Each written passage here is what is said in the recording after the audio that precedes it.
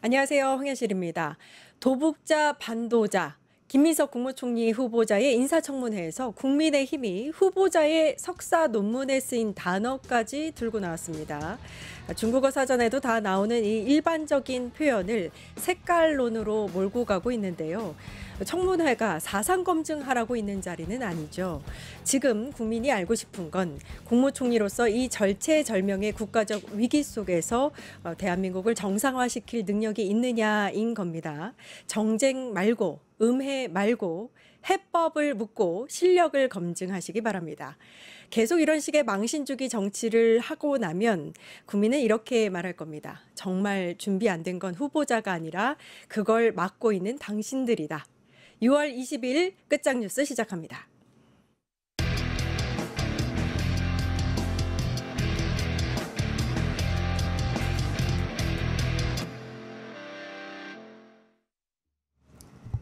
네, 다음 주 정치권의 주요 이슈를 전망하고 분석해 보겠습니다. 핫이슈 라인업 시작합니다. 이강윤 정치평론가 나와 계십니다. 안녕하세요. 안녕하세요. 네, 오늘 굉장히 중요한 뉴스 하나가 터졌는데 미국의 트럼프가 이란의 핵시설 3곳을 폭격한 것으로 발표가 됐습니다. 네. 이게 사실 이제 국제적인 정세에도 전반적으로 영향을 미치겠지만 우리가 관심 있는 건 사실 국내 상황에 어떤 영향을 미치느냐거든요. 그렇죠. 어떻게 보세요?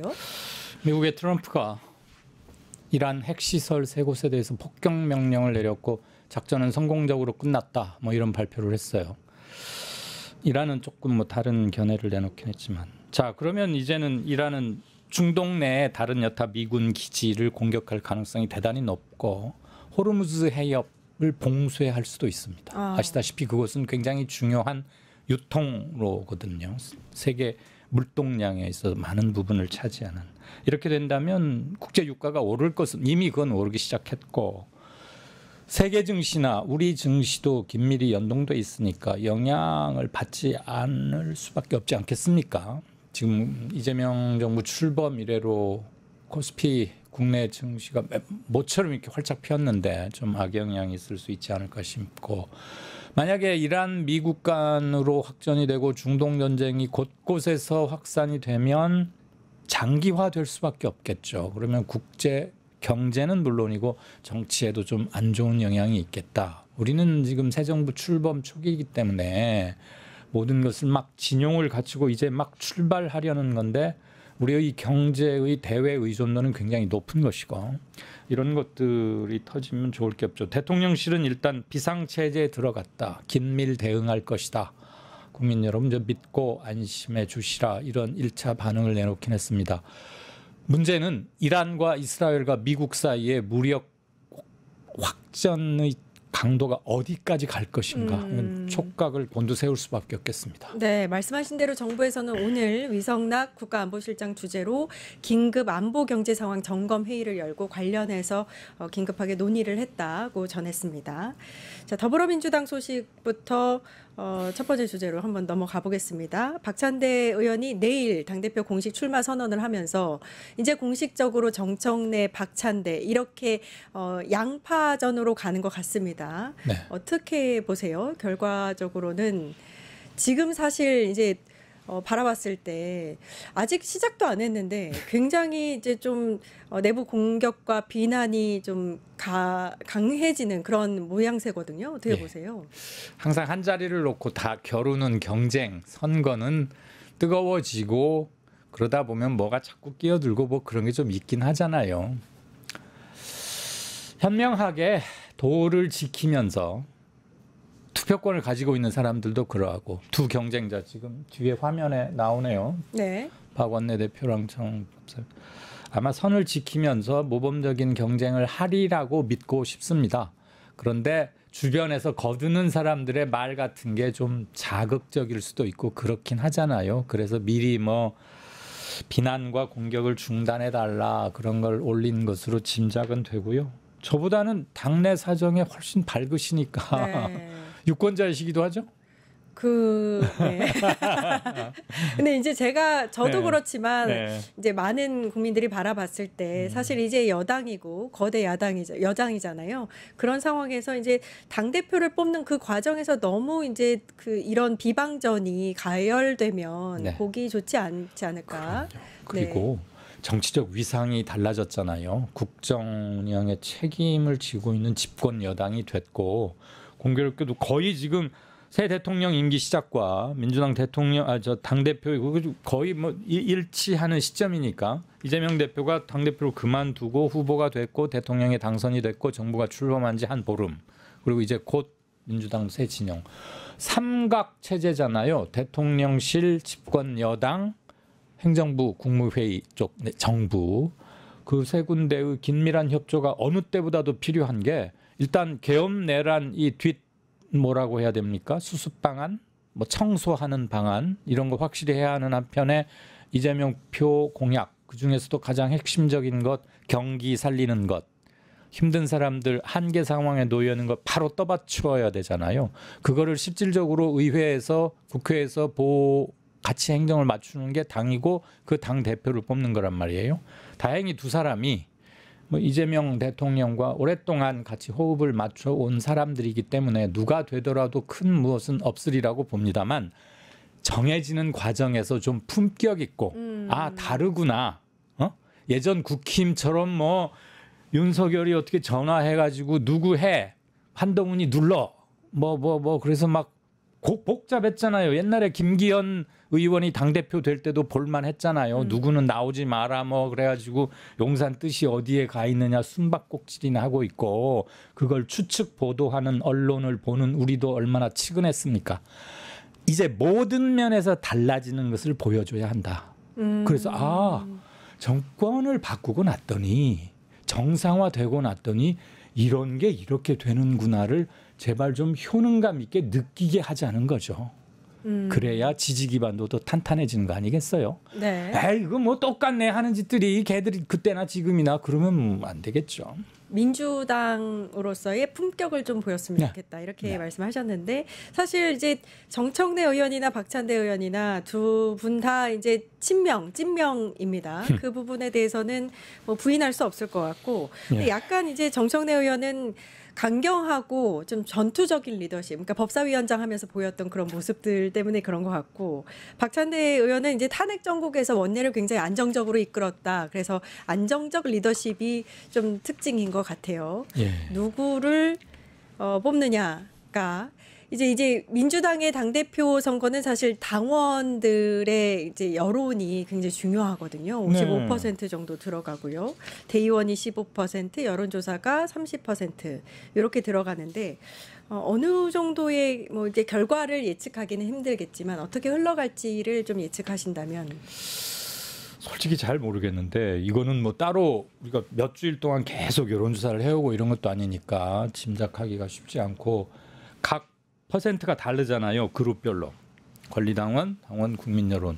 거기에 투표에 응하는 률도 얼마일지 어림잡기가 힘들기 때문에 결과를 추론하기란 대단히 힘들고 일단 두 사람의 캐릭터나 이런 걸로 보면 난형 난제 같긴 하다. 그런데 정청래 후보 같은 경우가 좀 지명도가 높고 그리고 또 말을 무지하게 재밌게 잘하는 정치인 한 3명 고르라면 들어가지 않아요? 네. 홍준표, 정청래 뭐 이 정도. 나머지 한 명은 누군가요?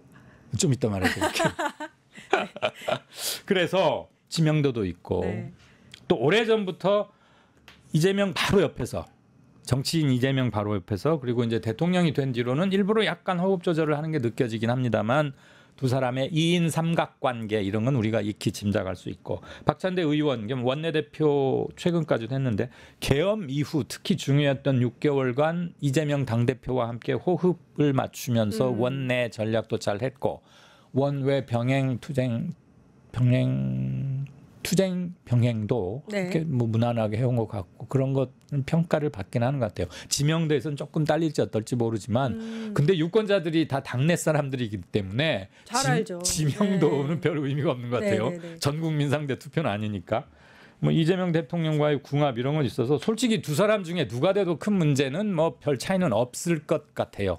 그런데 정청래 후보가 먼저 뭐 출사표도 냈고 그러니까 모르겠습니다. 당원들 누구한테 하실지. 여론조사가 일단 30%를 차지하기 때문에 네. 이 부분도 좀 봐야 될 것 같고요. 그렇긴 해요. 그런데 지금 사실 하루하루 굉장히 좀 양상이 강화되는 추세라고 할까요? 굉장히 관심도가 높기 때문에 그러겠죠. 조금 변화가 있을 수도 있다. 지켜봐야 된다. 그리고 내년 지방선거까지를 준비하는 게 의무거든요. 이번에 당대표가 되면 임기가 1년이잖아요. 네. 이번에는 특별히 2년이 아니고 1년 후면 6월이면 내년 6월에 지방선거를 해요. 보통 한 3, 4월부터는 본격적인 그 경쟁에 들어간다고 보면 저는 그때 굉장히 많은 세대 교체가 이루어지리라고 봅니다. 왜냐하면 계엄이 우리 사회의 정치 대통령실의 주인 이거에만 영향을 미친 게 아니라 물론 정부 자체가 바뀌는 거지만 사회 전반적으로 옛날 것에서 조금이라도 문제가 있었던 것들은 싹 뜯어 고치자. 나쁜 관행은 고치자, 차제 이런 것들이 그러니까 사회 전 부문에 아주 큰 메가톤급 파도를 몰고 왔다. 변화의 파도. 그런 점에서 저 사람은 출마가 직업이야. 한 20년 전에도 어디 선거에 나왔어. 30년 전부터 나와서 한두 번 떨어지고 시장 선거, 의원 선거, 지사 선거 뭐 있을 때마다 벽보에다가 자기 사진 붙이는 게 직업이 되어 있는 사람들 그중에 한둘은 괜찮은 분도 있을 수 있겠지만 저렇게 계속 저러기만 하는 사람들 한번 바꿀 때도 된 거 아니냐. 그리고 세대 교체, 세력 교체와 함께 세대 교체 바람도 상당히 불 것 같고요. 그래서 그리고 여당의 변화에만 미치지 않습니다. 공천 막 경쟁에 들어가 보면 어느 한쪽에서 혁신적인 공천을 쭉 주도하면 다른 쪽에서도 따라올 수밖에 없어요. 이쪽은 AI로 무장한 파릇파릇한 신상을 내놓는데 저쪽은 구닥다리 다우다 입고 30년 전 거 물건에다가 페인트만 좀 바꿔서 내놓으면 팔리겠어요. 저쪽에도 반드시 영향을 미친다고요. 그래서 이번 당대표가 하는 일은 두 가지다. 계엄 내란의 법적 국회에서 할 책임, 새 정부와 함께 잘 나가는 것. 세 번째는 내년 선거 준비. 지방선거에 매우 중요한 임무를 띠게 될 거다 이렇게 말씀하셨고 임기가 1년으로 말씀을 하셨는데 그러면은 만약에 이제 집권 초기인 이 대통령하고 발을 잘 맞추면 1년 후에도 연임을 할 수 있을까요? 경우에 따라서 없을 수 있겠어요? 이게 무슨 대통령 연임 금지 조항이 있는 그런 것도 아니긴 하니까. 그리고 내년까지로 아마 1년을 한 거는 내년 지방선거가 끝나고 나면 정계의 지도가 조금 바뀔 거예요. 국회의석은 변함이 없는데 현재 지방정부 권한은 좀 다르잖아요.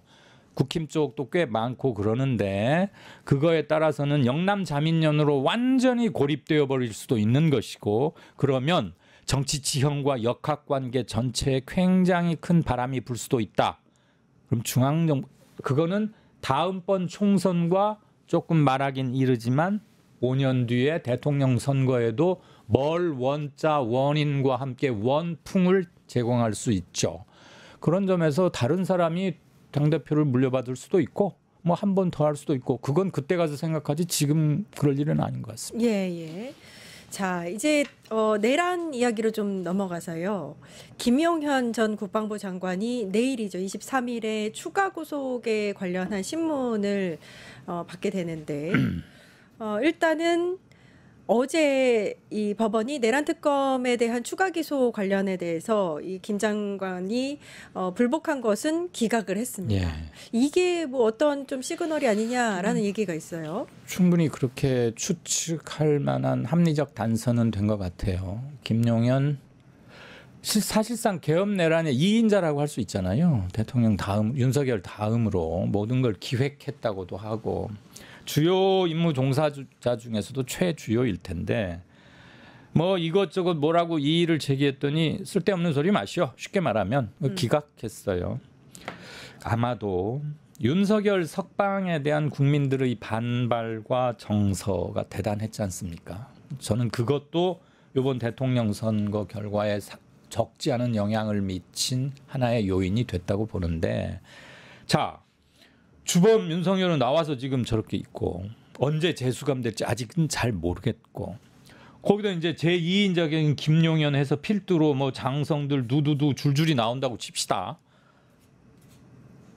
6개월이면 다 풀어줘야 하니까. 네.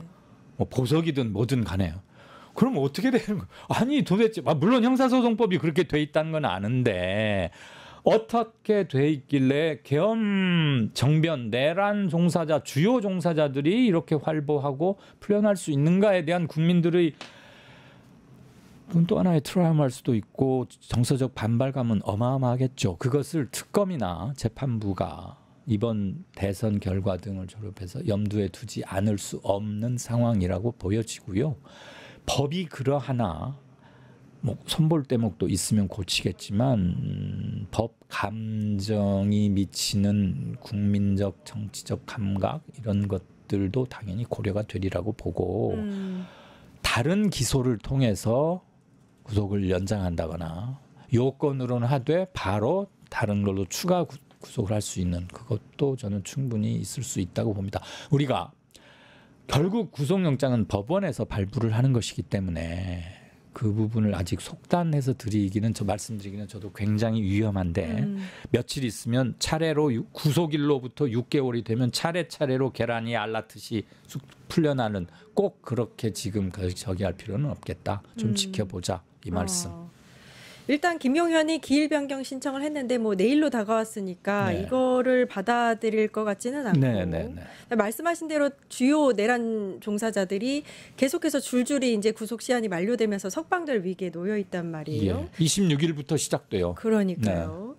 그래서 아마 이제 특검이 이제 추가 구속을 위한 추가 기소를 한 것 같아요. 예, 이미 뭐 최상병 특검을 맡게 된 이명현 특검도 얘기를 했고 지금 김용현 건 특검도 입장을 밝혔고 그래서 이것을 그냥 지켜보고만 있지는 않겠다라는 입장은 확인이 됐으니까 뭔가 적의한 맞는 조치를 취하지 않을까 싶습니다. 그게 법원에 의해서 최종적으로 될지는 좀 며칠 두고 보시죠. 그럼 다음 주쯤에는 이 내란 특검이 다른 이제 내란 주요 종사자들에 대한 추가 기소도 진행을 할 것으로 보이죠. 빠르면 그럴 것이라고 봅니다. 아직 출범이 정식으로 저기 한 건 아니지만. 네, 알겠습니다.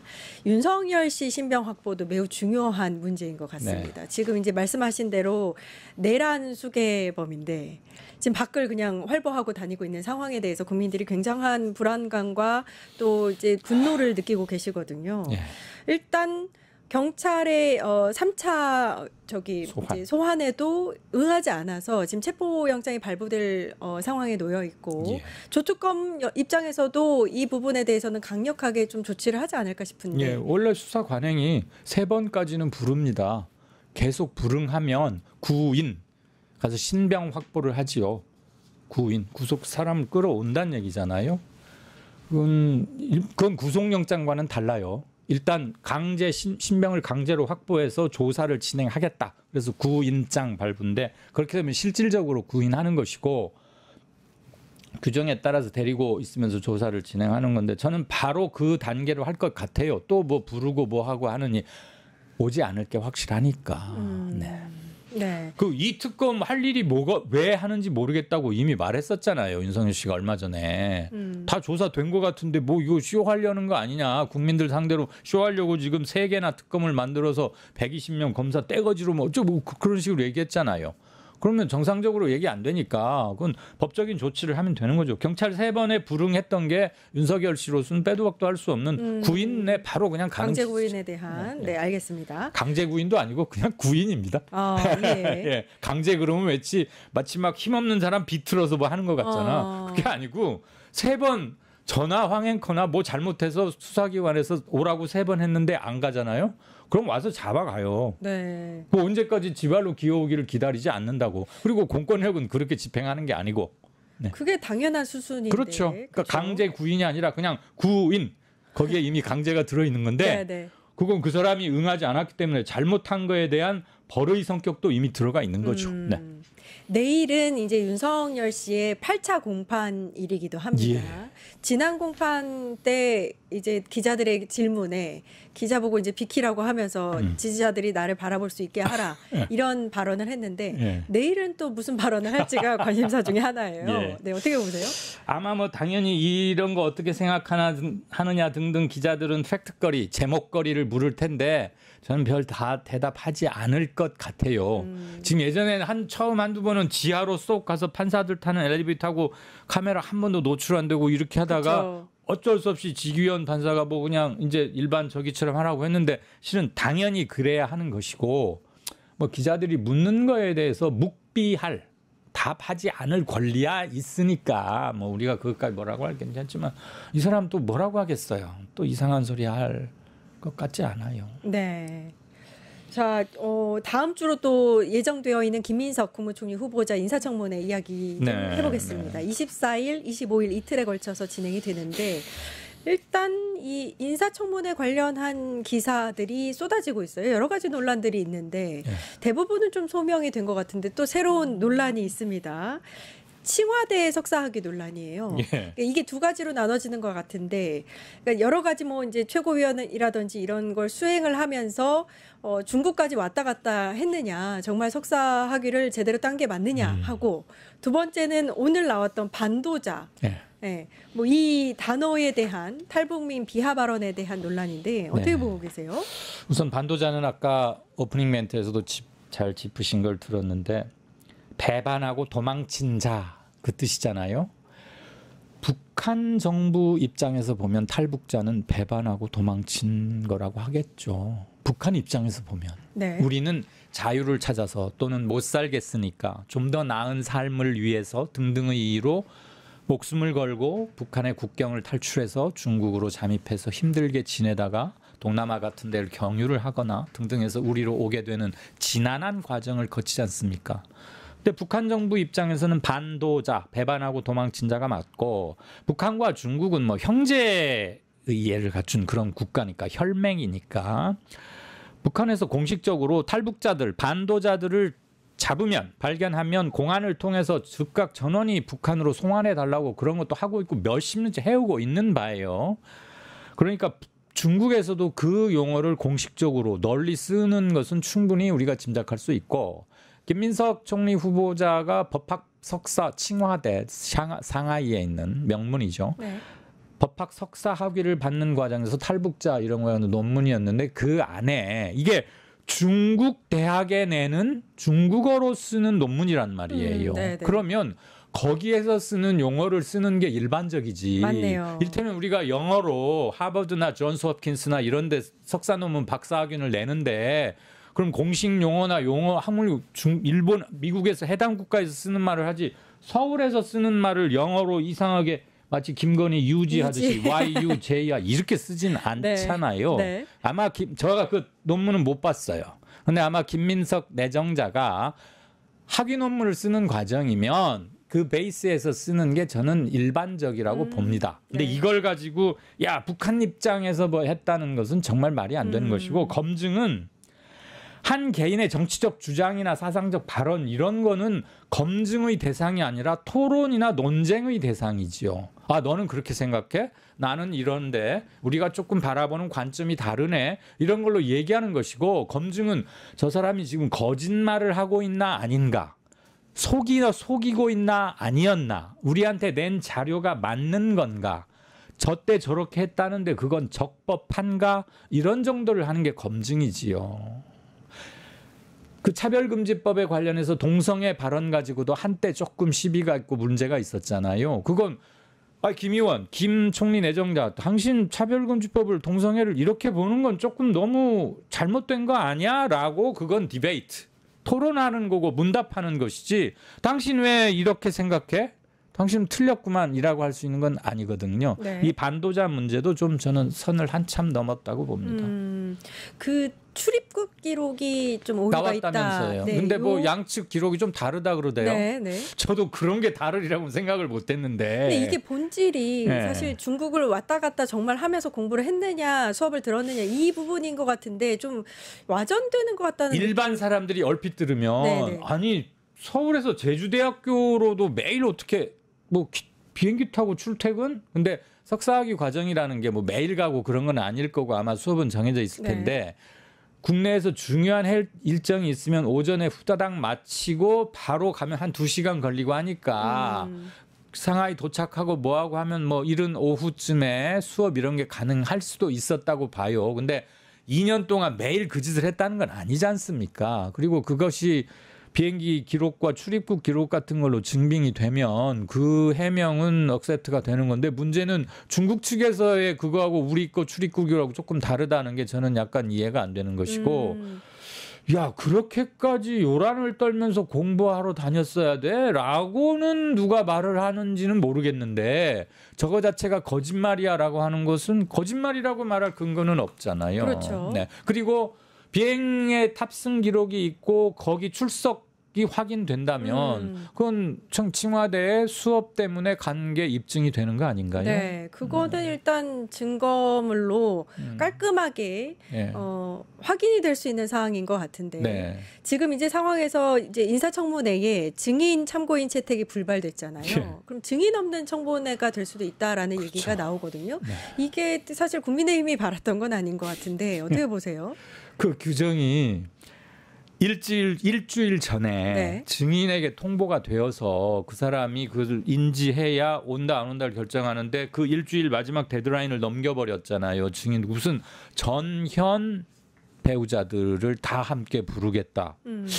이거는 정말 좀 그렇지 않나요? 네. 그 전현 부인들에게 확인하려고 하는 게 뭔지도 모르겠지만 불편할 수도 있는 두 사람을 다른 곳도 아닌 국회 인사청문회장에 같이 나란히 앉히겠다? 저는 이거 자체가 경우가 아닌 그 좀 맞습니까? 그게 가족의 그러니까요. 관점에서도 저는 아주 억지를 부린 것이라고 보고 이거야말로 대표적인 망신주기 뭐 발목 잡기 이런 것 네. 같은데 어쨌거나 그 옥신각신하다가 일주일을 넘겨버렸기 때문에 서령 증인으로 합의가 된다 해도 출석 요구를 받은 증인이 안 가버려도 제재할 아무런 수단이 없어요. 그러니까 최악의 경우는 증인 없이 할 수도 있는데 정말 국힘이 검증을 하겠다면 인청에서 인사청문회에서 그렇다면 외부 증인을 한 사람이라도 놓고 물어야 최소한의 객관성이 확보되는 게 아니겠어요. 네. 근데 완전히 이렇게 돼버렸으니까 혹시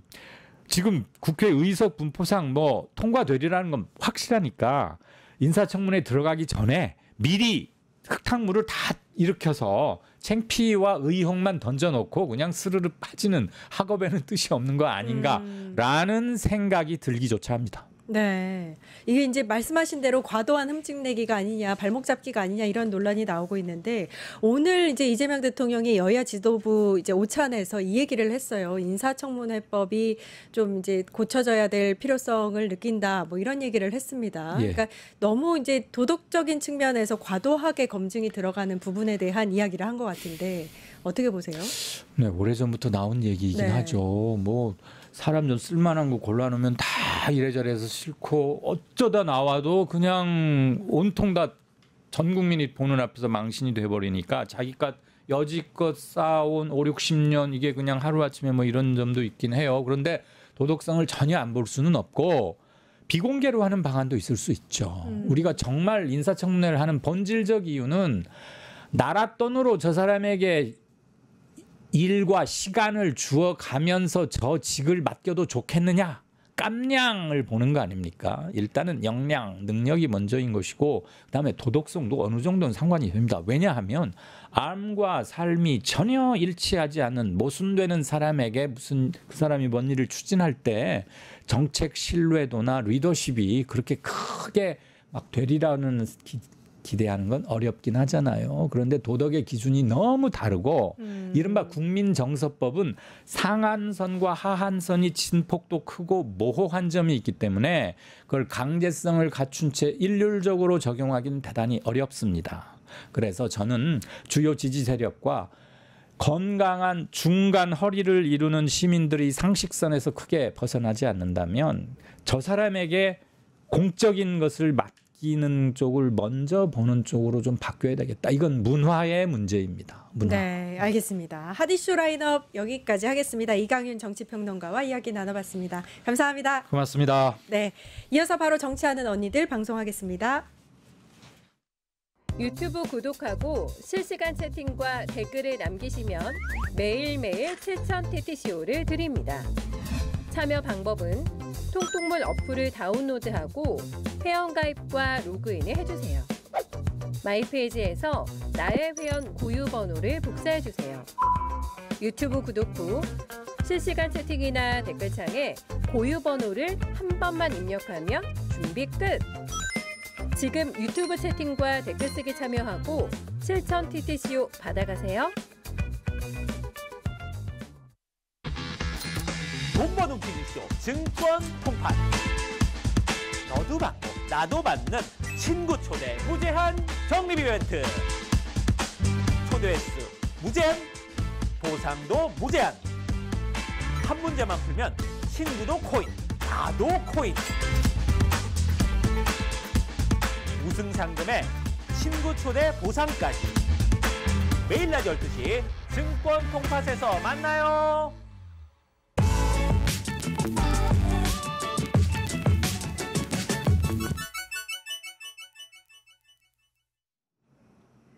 네, 뉴스토마토가 야심차게 준비한 코너죠. 정치하는 언니들. 전수미 변호사, 정은혜 전 민주당 의원님 나와 계십니다. 안녕하세요. 안녕하세요. 네, 반갑습니다. 네, 오늘 이재명 이제 대통령이 여야 지도부와 회동을 가졌는데 오찬을 했죠. 한 1시간 45분 했다고 하고 취임 18일 만에 가진 여야 지도부 회동이었습니다.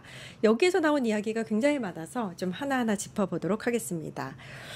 일단은 뭐 다양한 이야기가 나왔는데 굉장히 좀 공격적으로 했다. 밥을 앞에 두고 이런 생각이 좀 들더라고요. 뭐 송원석 원내대표도 이제 막 이제 원내대표가 되었고 뭔가 이제 국민의힘에 가지고 가야 할 숙제가 있었나요? 왜 이렇게 좀 강하게 나왔나 싶습니다. 어떻게 보셨어요? 사실 윤석열 대통령하고 비교되니까 더욱더 본인들이 그런 자세를 가진 게 아닌가. 아직까지 내란이 청산되지 못했고 내란 당이잖아요. 그러니까 자체 내에서도 뭐 김용태 대표부터 시작해서 아직도 친윤 정리를 못하고 있고, 그다음에 한동훈 전 대표도 지금 여러 가지 목소리를 내고 있고, 또 밖에서는 홍준표 이제 전 시장님도 뭐 자신의 당에 대해서 해체하고 다시 태어나야 된다. 그러니까 자기 자신들의 당에서도 내분이 너무 심하고 다들 전당대회 제밥에만 관심이 있으니까 그런 혼란한 상황 속에서 제일 좋은 방법은 단 하나죠. 외부의 적을 만드는 거. 심지어 대통령이 여야 회동이라는 그런 귀한 자리를 마련했지만 내가 여기서 뭔가 센 모습, 그러니까 여야 회동으로 협치를 하고 이런 모습이 아니라 나는 이렇게 그러니까 자신의 존재감을 드러내기 위한 수단으로서 여야 회동으로서 그런 되게 무례한 발언들, 굳이 해서는 안 될 발언들, 좀 비상식적인 발언들을 하신 게 아닌가라고 생각을 하죠. 구체적으로는 김용태 의원의 전체 그 말이 충격이었는데 재판 네. 대통령 임기 끝난 다음에 받으실 거냐. 이분은 왜 지금 와서 이미 다 정리가 됐고 이제 사법부에서 그 관련해서는 이미 정리를 한 거잖아요. 근데 왜 밥 먹는 자리에서 밥맛 떨어지게 이런 얘기를 하는 건가? 어떻게 보셨어요? 네, 일단은 정말 대통령님께서 굉장히 중요한 자리를 만드셨다. 귀한 자리를 만들었다. 대통령 임기가 시작이 되고 18일 만에 이런 여야 오찬 회동이 있었던 건데 과거 정부를 기억을 해보십시오. 아무리 야당 대표가 만나자고 해도 만나주지 않았습니다. 그런 측면에서 봤을 때 대통령이 먼저 힘 있는 자가, 권력이 있는 자가 손을 내밀었다는 거는 저는 굉장히 큰 의미가 있다라는 생각이 들고, 한 끼 식사가 아니라 대한민국의 방향을 정하는 귀한 자리였는데 이 귀한 자리에 시간을 그런 식으로 허비한다?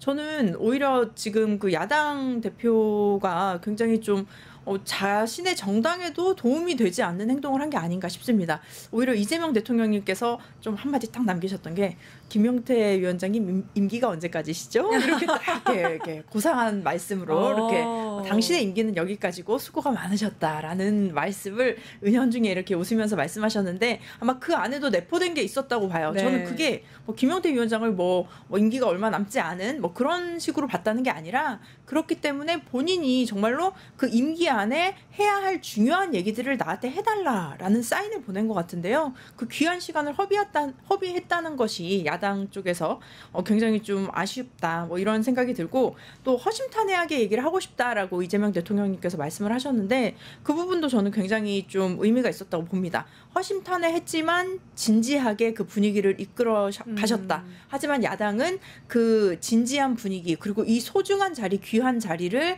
보낼 만큼의 능력이 없었다라는 생각이 좀 아쉬움이 남습니다. 제가 봐도 뭐 굉장히 특유의 센스로 이 여야 지도부 회동을 굉장히 잘 이끌어갔다 이재명 대통령이라는 생각이 들고, 의제 제한이 없는 오찬이었는데 몇 가지 이야기들이 나왔죠. 김민석 총리에 대한 인선 이야기도 나왔습니다. 이 부분은 어떻게 보셨는지, 최근에 이제 굉장한 논란들이 나오고 있는데 어떻게 보셨어요? 저는 국민의힘이 뭐 국민의힘 추종자 아니면 극우 추종자분들이 정말 사랑하는 게 미국의 성족이잖아요. 미국 너무 사랑하시잖아요. 그러면 좀 미국 청문회 한 번은 좀 보셔라. 본인들 수준이 얼마나 떨어지는지. 미국 청문회에서 총리나 어떤 고위 인사들을 검증하는 것 중에 하나가 지금 뭐 대통령의 전체 국정 방향, 국정에 대한 약속이 무엇이냐, 공약이 무엇이 첫 번째. 그런 대통령의 그런 공약을 제대로 이해하고 있고 이행할 수 있는 사람이냐, 그리고 이 사람이 평소에 가지고 있었던 정치적인 철학이나 소신이나 방향은 무엇이었냐, 그것이 지금의 대통령과의 어떠한 케미가 있냐, 아니면 전혀 맞지 않는데 부족하거나 인사냐. 그러니까 정책 방향이나 비전을 제대로 이행하고 수행할 수 있는 그 능력에 청문회가 초점이 맞춰 있어요. 그러니까 이 사람이 어떤 소신을 가졌는지, 철학을 가지고 행동을 해왔는지, 그러면 대통령의 국정 운영 방향에 부합한 사람인지를 이 정책에 맞춰서 사람을 봐야 되는데, 지금 보십시오. 그러니까 메시지가 아니라 메신저를 인신 공격하고 정말 저열하고 수준 떨어지는 청문회인 거거든요. 그러니까 저는 제발, 너무나 미국 사랑하시잖아요. 성적이 흔드시잖아요. 그러면 겉으로만 좀 미국 추종하지 마시고 미국에서 도대체 어떻게 청문회를 하고 있는지 한번 모니터링 할 필요가 있다. 더 이상 대한민국의 정치가 이렇게 저열하게 가서는 안 된다라고 생각합니다. 그러니까 이 도덕성 검증이 좀 선을 넘었다는 느낌이 드는 건 분명한 것 같습니다. 네. 그리고 오늘 이재명 대통령도 이제 인사청문회법의 이제 변화에 대해서도 언급을 한 것 같아요. 어떻게 보셨어요? 네, 그래서 저는 지금 야당의 행태는 공적 검증을 빙자한 사적 모욕이다. 저는 이렇게 좀 표현을 하고 싶은데요. 이재명 대통령도 대선 당시에 공적 검증은 철저히 하되 사생활은 존중받아야 한다라는 말씀을 하신 적이 있습니다. 사실은 김민석 총리 후보자의 능력이라든지 정책이라든지 방향 이런 것들을 지금 물어야 할 시간에 개인의 신상 털기, 그리고 저는 재산 부분도 분명히 소명이 될 거라고 보여집니다. 그래서 그런 부분, 그 다음에 학력 문제, 그리고 또 자녀의 지금 보면 뭐 자녀의 연봉까지 공개가 되고 또 학교까지 공개가 되는 이런 상황인데, 사실은 지금 과거를 한번 돌아가 보자고요. 그 윤석열 정부 때 이제 첫 총리였던 한덕수 후보자가 있었습니다. 당시에 그 더불어민주당에서는 정부가 새로 출범하는데 협조하자는 차원에서 이제 그 부분을 이제 인준을 했는데요. 그때 한덕수 후보자의 논란은 저는 지금 한번 보고 깜짝 놀랐는데요. 당시에 그 김행장에서 회의에 4번 참석하고 20억을 받았고요. 그리고 엑소모빌, AT&T 같은 해외 대기업에서 6억 원의 그 임대 수익을 받았고, 또 중위 대사 시절에 부인의 개인 전시회를 열어서 그 대사관에서 열었던 일도 있습니다. 그리고 FTA 실무자 시절에는 싱가포르 국영투자회사가 장모의 땅을 사서 50억 원의 시세 차익에 그 이익을 남겼다는 정황이 있습니다. 너무나 액수가 정말 우리가 생각하기에 정말 네. 일반 서민들은 꿈도 못 꿀 액수들, 막 몇억 몇십억 단위인데, 이런 것들은 더불어민주당에서 그렇게 크게 문제 제기하지 않았습니다. 정부가 집권을 했고 처음에 동력을 받아야 하는 이 시간에 그래도 일단은 믿고 대승적인 차원에서 협조를 해준 것인데, 사실은 김민석 후보자 같은 경우는 정말 없는 죄까지 만들어서 그냥 탈탈탈 털려고 하는, 그리고 특히 개인의 굉장히 민감한 사생활 부분까지도 이렇게 검증을 하겠다고 나서는 것 자체가, 나중에 저는 이 부분 분명히 국민의힘이 돌려받을 겁니다. 정말 미러링 해야 된다고 생각하고요. 지금 그렇기 때문에 지금 국민 여러분들께서는 주진우 의원을 뭐 법무부 장관 뭐 후보자를 내세워서 청문회를 하자 뭐 이런 얘기까지 돌고 있는데, 그런 측면에서 봤을 때 지금 국민의힘의 현재 의원들 그리고 정치인들이 얼마나 그런 개인적인 부분들을 저희가 지금 다 알고 있으면서 사실은 얘기 안 하고 있거든요. 근데 정말 이런 식으로 가는 게 아니라 인사청문회 제도 자체를 변호사님께서도 말씀하셨던 것처럼 좀 미국식으로 정말 능력이나 정책을 검증하는 형식으로 나아가야지. 이재명 대통령께서도 오늘 말씀하신 내용 중에 정말 능력 있고 좋은 분들이 많은데 굉장히 뭐 개인적인 부분이 뭐 자질이 없는 것이 아니라 본인 스스로가 정말 말도 안 되는 것까지 이렇게 검증의 대상이 되니 걱정이 돼서 지금 또 기용을 못 하시는 부분도 있다고 합니다. 그래서 이 부분도 제도적으로 저는 이번 기회를 통해서 좀 변화되어야 된다고 봅니다. 네. 일단은 굉장히 위기 속이고 안정을 되찾아야 하는 상황에서 빠르게 국정 운영이 시작이 돼야 되는데 그 부분이 좀 안 되고 있다는 게 좀 아쉽기도 하고요. 24일, 25일에 인사청문회가 이루어지니까 이 부분에 대해서 많은 논란들에 대해서 얼마나 확실하게 이제 해명을 할 수 있는지를 좀 바라봐야 될 것 같습니다. 송원석 원내대표가 대통령에게 얘기할 이야기는 아닌 것 같은데 상임위원장 배분 문제에 대해서 이야기를 했다고 해요. 이제 제가 이거는 다 알 수는 없지만 그 의도를 그 자리가 좀 자리인 만큼 해야 할 이야기가 있고 좀 논의할 의제가 아닌 게 있는데 상임위원장 배분을 대통령과 논의할 문제는 아니지 않나요? 뭐 우리는 이걸 통해서 오히려 반추할 수 있죠. 아, 윤석열이 당무 개입했구나. 그러니까 윤석열 대통령이 지금 공천이나 당무 개입으로 많이 논란이 되고 있잖아. 김건희까지 해서. 그런데 이게 대통령한테 이 의제를 얘기할 정도면 본인들이 윤석열 대통령 때 당에 다 개입하고 당무에 개입하고 이런 것들 방향을 대통령이 제시를 했기 때문에 너무 관성화되어서 이재명 대통령도 그렇게 당무 개입을 하는 줄 알고 지금 이렇게 제안을 한 게 아닌가 첫 번째 의심이 들고 두 번째는 그래서 낄 때 안 낄 때를 참 가릴지 모르시는 낄낄빠빠 전혀 모르시는 정말 센스 없는 분들이시다. 그러니까 윤석열 대통령이 도대체 그동안 어떻게 국정 운영하고 어떻게 당무 개입했는지를 잘 보여주는 반증이라고 보고요. 두 번째는 우리가 밥상머리 교육 예의가 있어요. 그러니까 아이 교육을 밥상머리. 가장 기본적인 밥에 대해서 식사할 때 밥상머리 예의가 아이의 기본이 되는 거잖아요. 근데 국민의힘의 밥상머리 교육이 뭔지는 모르겠는데 이 자리는 그 여야 협치, 그러니까 본인도 윤석열 대통령 하지 않았던 거를 이재명 대표님이 너무 멋있게 해서 대통령으로서 뭐 지지율도 50% 이상이고 그다음에 너무 잘한다고 보수에서 경악을 하고 있잖아요. 지금 부들부들하면서. 그러니까 뭐 질투심에 그런 거 알겠는데 이런 데서 하는지도 모르겠고, 그러니까 밥은 잘 먹는데 뭔가 말도 안 되는 디저트까지 챙겨가려고 하는. 그러니까 뭐 국수라서 그다음 메뉴가 뭐가 나오는지 모르겠는데 뭔가 좀 우리 대통령한테 이런 말 좀 했어. 그래서 나 이렇게 그래도 할 말을 하는 사람이야. 그러니까 뭐 그런 뭐 곤조를 잡으시려는 건 알겠는데 좀 낄낄빠빠 좀 아셨으면 좋겠고, 이 자리가 여야 협치 자리지 우리 대통령님은 이제 알아서 협치하셔라라고 이미 선은 그으셨지만 좀 하던 관성대로 하면 망한다. 이미 그 윤석열 곱하기 윤석열은 윤석열이거든요. 1 곱하기 1은 1이잖아요. 네. 그러니까 1 곱하기 1은 1이에요. 네. 윤석열 곱하기 윤석열은 윤석열이에요. 국민의힘 이렇게 하면 망하십니다. 좀 정신 차리셨으면 좋겠습니다. 정신 차려라. 사실 국민 통합이 이번 대선에 있어서 국민께서 주신 과업 중에 하나라는 생각이 드는데 첫 번째 만남부터가 이렇게 삐그덕거리는 모습을 보이면 좀 국민들이 실망을 하시지 않을까라는 생각이 듭니다. 네, 특히 그 상임위원장 배분 문제는 저는 깜짝 놀랐습니다. 이걸 왜 대통령에게?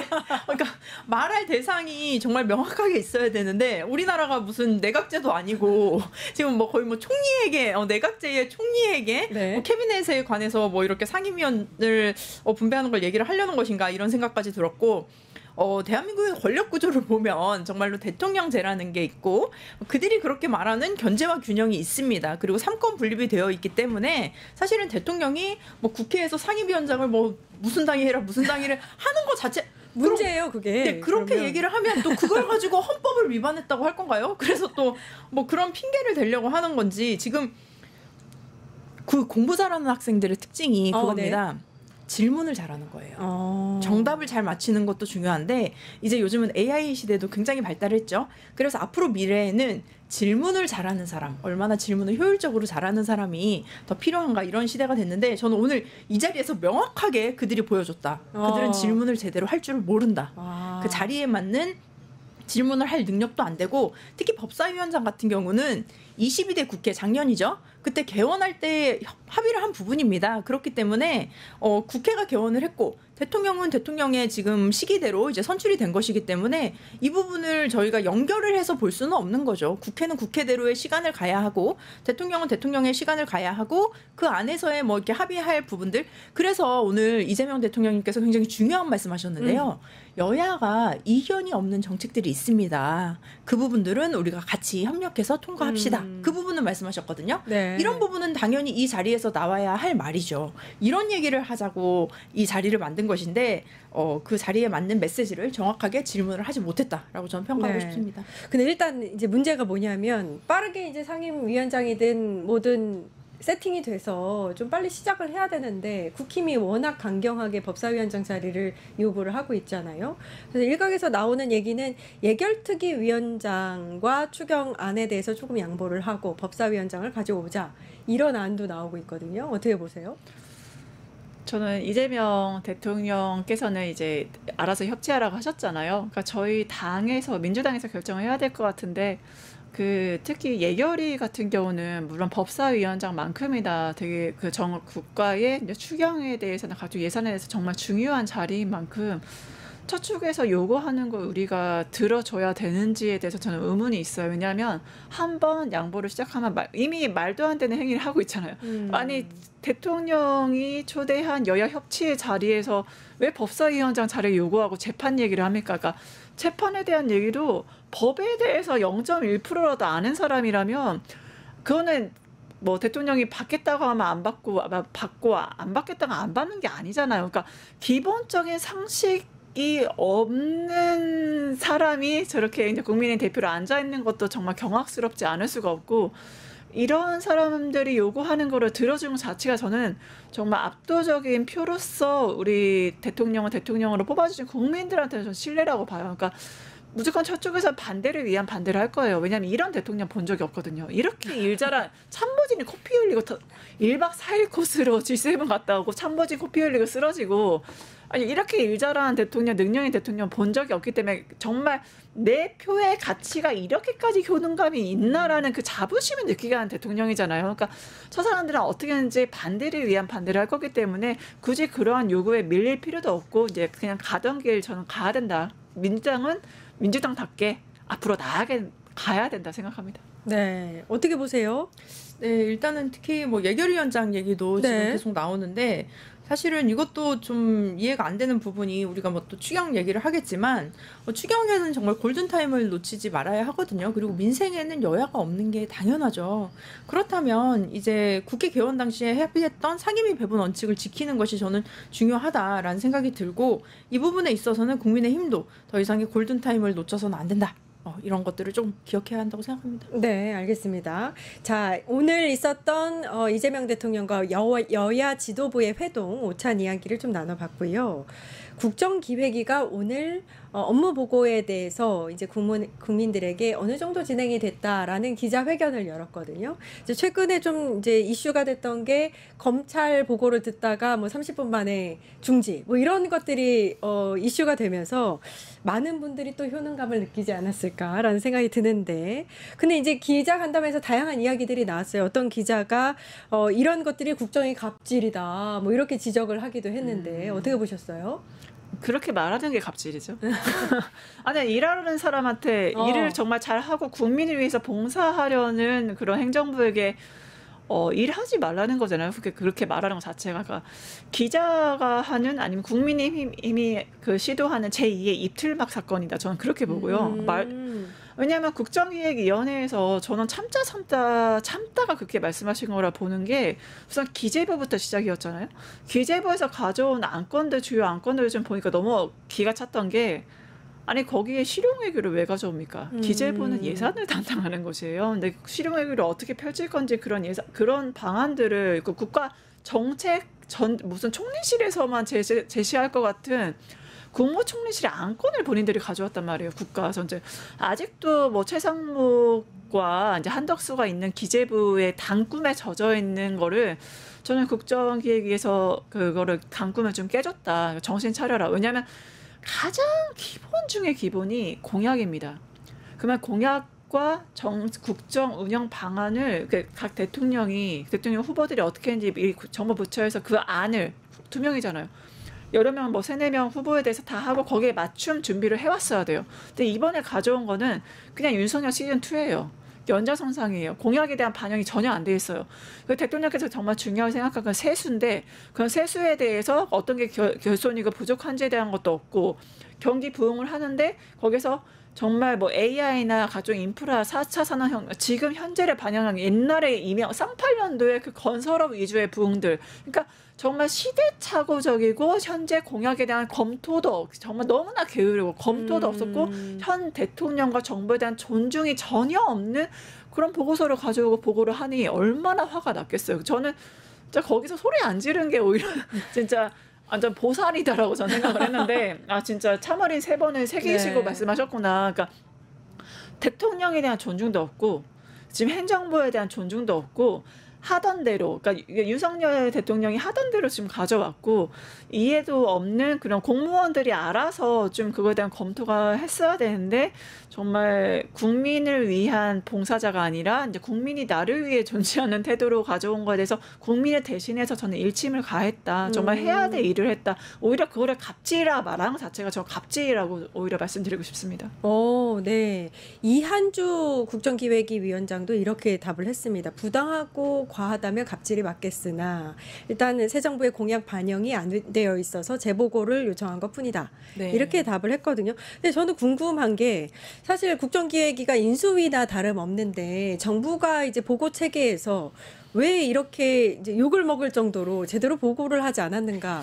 아마 과거에 머물러 있나요? 아직? 네, 그 지난 3년간 공무원 분들의 좀 태도가 아니면은 우리도 보통 사람이 굉장히 환경이 중요하다고 하잖아요. 그리고 물이 든다 이런 표현 많이 쓰죠. 내가 어떤 친구랑 만났을 때 쟤랑 물 들었어 이런 표현을 많이 하는데 사실은 윤석열 대통령 물이 좀 든 게 아닌가 싶습니다. 그래서 업무를 대충 하고 뭐 보고를 해도 아마 읽지도 않았을 거예요. 그때는. 그러니까 그런 약간 긴장감이나 이런 것들이 없어졌을 거고 그리고 이재명 대통령은 사실은 굉장히 오랜 시간 준비가 많이 된 대통령입니다.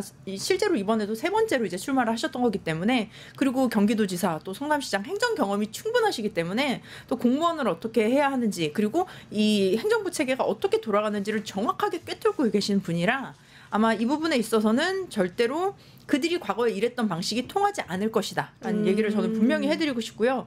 저도 이제 제가 국회의원으로 이제 비례대표로 승계가 됐는데 승계가 되니까 저도 산자위에 있었는데 과거의 업무들을 제대로 파악하지 못했어요. 그래서 공무원분들이 이렇게 오셔서 이제 업무 보고를 받게 됐는데 그 업무 보고라는 게 굉장히 중요합니다. 그래서 그렇죠. 과거에 어떤 일이 있었는지를 정확하게 파악하고 그리고 특히 이번에 대통령 같은 경우는 당선이 이렇게 긴급한 내란으로 인해서 당선이 또 시기적으로 되셨기 때문에 그 공약들 이것들을 디벨롭하는 과정에서 대통령께서도 그런 말씀하셨어요. 공약은 국민과의 계약이다. 그렇기 때문에 당연히 이 계약을 지켜야 하기 위해서는 구체적인 내용들 사안들에 대해 발전이 있어야 되는데 그런 보고들이 제대로 이루어지지 않았다. 그리고 이 짧은 시간에 우리가 그것들을 해야 하는데 하지 않았다. 이건 정말 직무유기입니다. 그리고 어디서 갑질을 논합니까? 사실은 갑질은 어떤 위계와 횡포가 있을 때 그렇게 사용하는 단어인데 이 상황에서 갑질을 운운하는 것 자체가 저는 변호사님께서 정말 정확하게 말씀해 주셨는데요. 그 말을 하는 것 자체가 갑질이다. 라고 저는 생각이 듭니다. 네, 그 말을 하는 것 자체가 갑질이다 이렇게 말씀하셨는데 한 기사에서 보니까 농식품부의 한 과장이 이렇게 얘기했대요. 전 정부에서는 아무래도 업무 보고 당시에 피드백이 그렇게 명확하지 않았다. 그러니까 오히려 명확해서 매우 좋았다 이런 피드백을 했더라고요. 그러니까 이게 전 정부에서 제대로 일하지 않았던 걸 지금 이제 새롭게 정부가 꾸려졌으니까 방향성을 좀 전환하자라는 차원인 것 같은데 이 부분에 대해서 이렇게 좀 부처별로도 반응이 엇갈리고 있더라고요. 근데 이거는 이미 예상이 됐던 건 게 이재명 그 대통령께서 경기도지사 하실 때도 그 경기도 공무원의 그 이야기가 항상 똑같아요. 지시가 굉장히 명확하다. 내가 뭘 해야 될 줄 알겠다. 그리고 그것을 보고를 했을 때 피드백도 그러면 다시 추가적으로 보완 사항을 정확하게 얘기해요. 근데 이게 다른 지도자와 좀 다른 게 책임이에요. 내가 이렇게 지시할게. 그걸 이행했어? 그러면 내가 책임질게요. 거기에 대한 책임에 자신이 없는 사람들은 알아서 좋은 거 가져와봐. 내가 마음에 들면 할게. 지시가 굉장히 불명확하거든요. 그러니까 분명히 이행 체계에 대해 잘 알고 있고 지시를 했을 때 본인이 책임지겠다는 의지도 가지고 있기 때문에 그렇게 하는 거는 정말 이게 준비된 대통령이기 때문에 가능한 거고, 이한주 이제 원장도 워낙 오래전부터 호흡 맞춰오면서 그런 이재명 대통령의 스타일을 알기 때문에 그런 디렉션을 내린 거거든요. 저는 그래서 공무원들이 만약에 정말 대한민국을 사랑하고 국민의 세금으로 자신의 월급을 받는 공무원이라면 정말 이재명 대통령, 이재명 행정부는 정말 일하는 대통령, 내가 대한민국 국민들을 위해서 봉사를 위한 공무원으로서 자부심이 생길 것 같아요. 나 진짜 대한민국을 위해서 일하네? 내가 일하는 게 정말 대한민국을 바꿀 수 있고 반영이 되네? 라는 공무원 스스로에게 일할 동기, 일할 자부심을 이제 만들어주는, 실제로 제가 어떤 일선 공무원 들은 건 저희 위에 분들 난리 났습니다. 윤석열 정부 때는요, 저희 위에 분들 다 그냥 출근만 하시다 가셨는데 지금은요, 우리 정부 조직에서 무슨 일 하는지 빨리 보고하라고 합니다. 그래서 일 안 하셨던 그런 공무원분들도 지금 자기네들이 어떤 일을 하고 있는지 이제서야 리서치하고 정리하느라 바쁘다고 하더라고요. 이제서야 정리를 한다고요? 그러니까 그게 이제 윤석열 정권에서 이뤄졌던 공무원 행태였던 거죠. 이제서야. 근데 자기 입장에서 그 제보해 주신 분 입장에 말하면 이제서야 제가 대한민국 공무원이고 일한다는 걸 느껴서 너무 자부심이 느껴집니다. 그러니까 공무원에게 대한민국 사람, 대한민국 공무원이란 자부심을 느끼게 한다는 점은 저는 굉장히 의미 있는 것들이 이루어지고 있다라고 봅니다. 네. 일단 백승하 원내대변인의 브리핑 중에서 이 얘기가 있어요.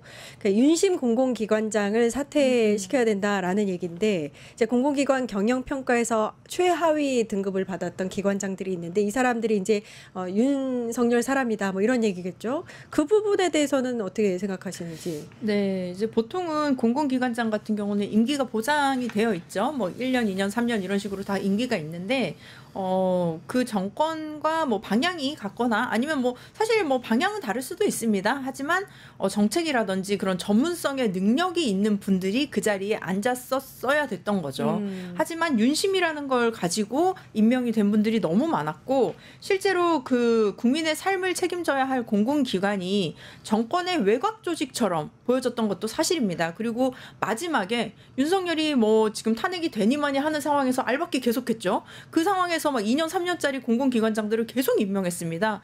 근데 그 짧은 시간 안에 얼마나 자질이 있는 분들이 임명이 됐는지는 모르겠고, 말씀하신 대로 그 평가 기준에 따라서 만약에 그 자질이 안 된다면 전 충분히 그 자리를 스스로 내려와야 한다라고 생각을 합니다. 이것은 뭐 새로운 정권의 압박도 아닌 거고요. 본인이 자질이 안 된다고 생각했을 때는 내려놓는 것도 사실 용기고, 그리고 그거 자체가 대한민국을 위한 방향을 정할 수 있다라는 생각이 듭니다. 지금은 정권이 분명히 변해서 정권 교체가 된 것도 맞지만 사실은 새로운 시스템, 새로운 체제를 만들어야 하는 시기도 왔습니다. 그렇기 때문에 무너진 대한민국을 다시 세워야 하는 시기이기도 하죠. 그냥 단순히 정당이 A당에서 B당으로 바뀌고 뭐 이런 수준이 아닌 겁니다. 그렇기 때문에 이런 측면에서 봤을 때는 뭐 어떤 뭐 보복이라든지 뭐 이런 것들이 아니라 조율을 분명히 해야 되고요. 이런 부분들은 저는 국민 여러분들께서도 충분히 이해를 하실 거라고 생각합니다. 사실 계엄 이후에 뭐 최상목이라든지 한덕수가 거의 뭐 한 20여 명의 공공기관장을 낙하산 인사했다고 하더라고요.